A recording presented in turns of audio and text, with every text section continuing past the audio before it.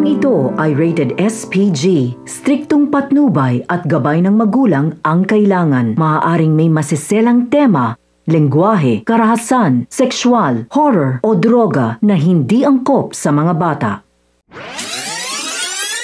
Kapamilya, narito ang mga mainit na kaganapan sa FPG's Batang Quiapo.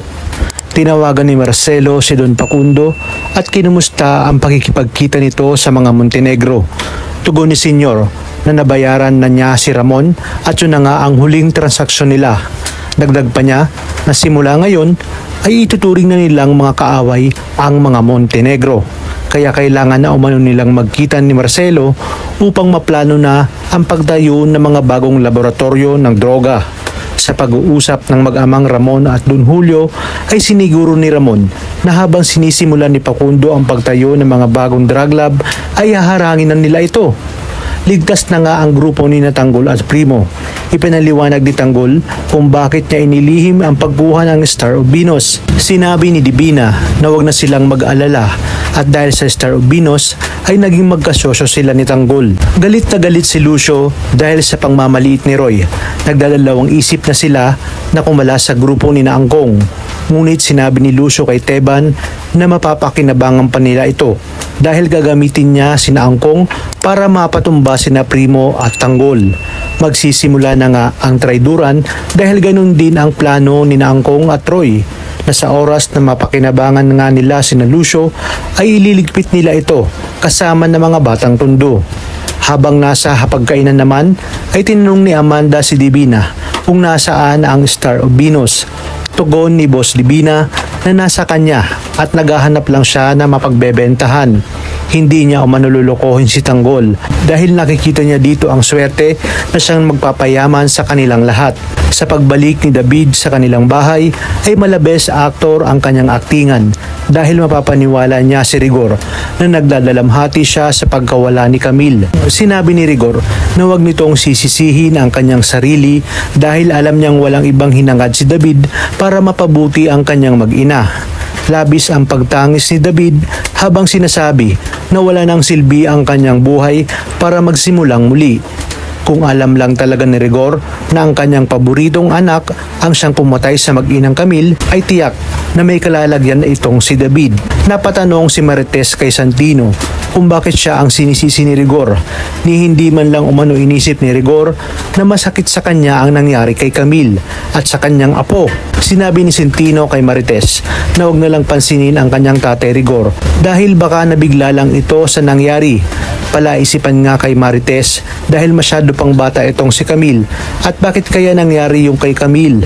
Kaya naman malakas umano ang kutob niya at may pakiramdam siya na hindi aksidente ang nangyari kay Camille at sana lumabas na ang katotohanan sa pagdating ng panahon. Isinama na ni Divina sinatanggol sa kanyang isa pang property. Ayon sa kanya, ligtas sinatanggol doon at hindi sila basta-basta masusundan ng mga pulis at kaaway ng mga ito. Kaya ituring na umano ni Tanggol na sarili nila ito at doon nga daw nila bubuuin ang mga pangarap ni Tanggol dahil alam niyang matagal na itong naghihirap kaya dito na magwawakas ang kahirapang pinagdadaanan nila Tanggol. Napatanong naman si Amanda tungkol sa ipinapakitang kabaitan ni Divina. Wika nito na ganoon naman ang mga tao sa una, mabait, pero sa bandang huli ay magkakalaglagan na pagdating sa pera. Sinabi ni Divina na hindi siya ganoong klaseng tao at kaya naging matagumpay siya at maraming koneksyon dahil sa magaling nga siyang makisama at ang mga dapat nating pakaabangan. Sa tahanan ng mga dimagiba ay muling magpaparinig itong si Roda tungkol sa kung sino pa umano ang ayaw nilang mawala ay siya pa ngang nawala at bakit hindi na lang yung gusto nilang mawala na siya ngang si Lena. Magkakainitan na naman ang dalawa at tiyak na magkakagulo sa loob ng bahay. Sa kabilang banda, makikilala na natin ang bagong Tanggol dahil sa bagong katauhan nito. Gagawin lahat ni Divina upang maging maayos ang kanilang pananamit para maging presentable, kapanipaniwala at nirerespeto ng mga taong makakaharap nila. Dito na papasukin ni Tanggol ang negosyong sinasabi ni Divina. Ngunit sa kalagayan ni Tanggol, gugustuhin man umano ni Divina na mabigyan ng legal na negosyo ay hindi niya nga magagawa. Sinabi naman ni Primo na handa silang pasuking kahit na iligal na negosyo basta't masiguro lamang ang kanilang kaligtasan. Dito na nga kaya mahihigitan ni Tanggol ang yaman ng mga Montenegro at Caballero kung kaya't isa na siya sa titingalain dahil magiging makapangyarihan siya hindi lamang sa buong Quiapo kundi sa buong bansa.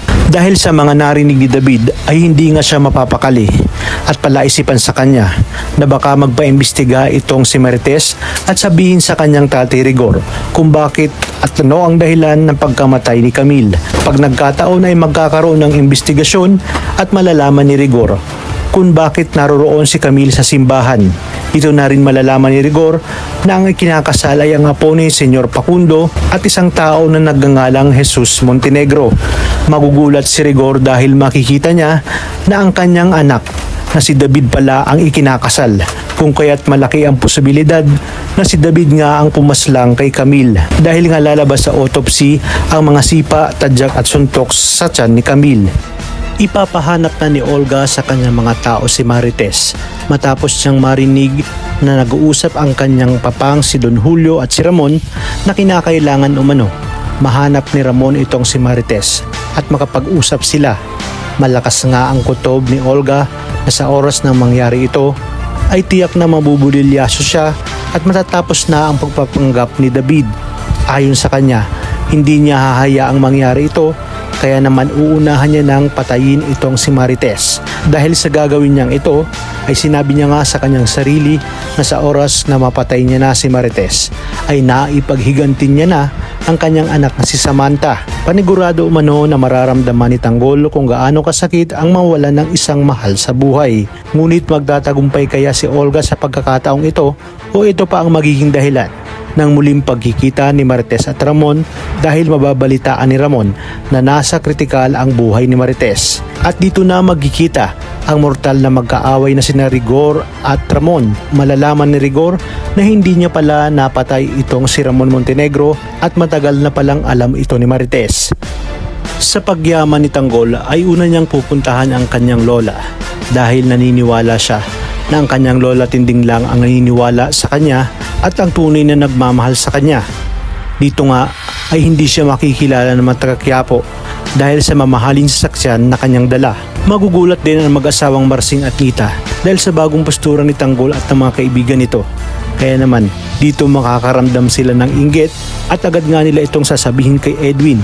Mas lalong manggagalaiti sa galit sina Angkong at Roy dahil panigurado umano na naibenta na ni Tanggol ang Star of Venus. Kaya naman mga kapamilya, tuloy-tuloy ang pagtutok.